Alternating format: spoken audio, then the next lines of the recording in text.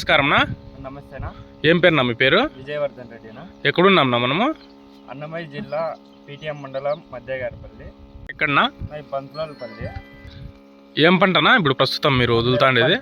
మిరప పంట స్టేజ్ లో ఉందినా ఇప్పుడు? పూతాపిండి స్టేజ్ లో ఉంది. ఇంతకు ముందు ఏం వదిలినారనా? సిఎన్ఆర్ మూట వదిలినాను మొలకలప్పుడు. ఇప్పుడైతే సూపర్ 7 ఆల్రెడీ ఒకటి వదిలినాను. ఇప్పుడు మళ్ళా వదులుతాను. ఒకటి డ్రించింగ్ చేసినాను. ఆ పక్క ఉంది క్యాన్. ఓకే. ఇప్పుడు మళ్ళా మన రైతన్న ఛానల్ చూసి బుక్ చేసుకొని వదులుతాను. రండి చూపిస్తాను. మీకు లాస్ట్ టైం వదిలినప్పుడు రిజల్ట్ ఎట్లుందినా? ఇది సూపర్ గా ఉంది.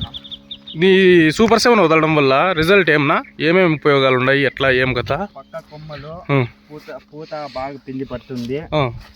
కాడు లావ్ అవుతుంది. పక్క కొమ్మల కింద ఇంకా ఒక బెత్తుని ఇంకా అయితే పగులుతాయి. ఓకే. రిజల్ట్ అంటారు కదా, మీకు ఆ రిజల్ట్ అనేది ఏ విధంగా కనపడిందినా?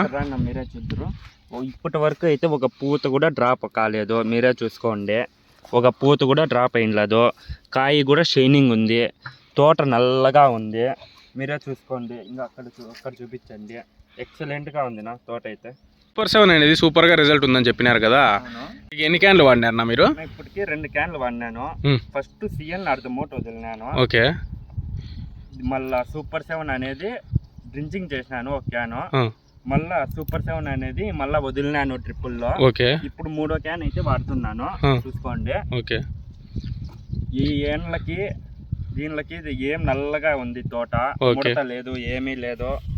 ఎక్సలెంట్ గా ఉంది. పక్క 100% ఎక్సలెంట్ గా ఉంది సూపర్ 7 అనేది. 10 మంది రైతులకు చెప్పుకోవచ్చానా? 100% చెప్పుకోవచ్చు. వాడుకోవచ్చు అయితే. చాలా బాగుంది రిజల్ట్ అయితే. వేరే రైతులు ఎవరన్నా వచ్చి తోట చూడాలంటే ఎక్కడ రావాలనా? పంతులపల్లి పీటీఎం మండలం అన్నమయ్య జిల్లా డిస్టిక్ అనేది రిజల్ట్ అయితే సూపర్ గా ఉంది కదా. 10 మంది రైతులకి అయితే చెప్పుకోవచ్చా? 100% చెప్పచ్చు. చూడన్నా, ప్రతి రైతు వినండి, ఈ సూపర్ 7 అనేది ప్రతి ఒక్క రైతు వాడండి. రిజల్ట్ చూడండి. రిజల్ట్ చూసిన తర్వాతే స్క్రీన్ మీద కనబడుతున్న నెంబర్లకు అయితే ఫోన్ చేసి బుక్ చేసుకోండి. ఇక ముడత వస్తుంది. మామూలుగా ముడత కూడా లేదు. నా పక్క నల్లగా ఉంది.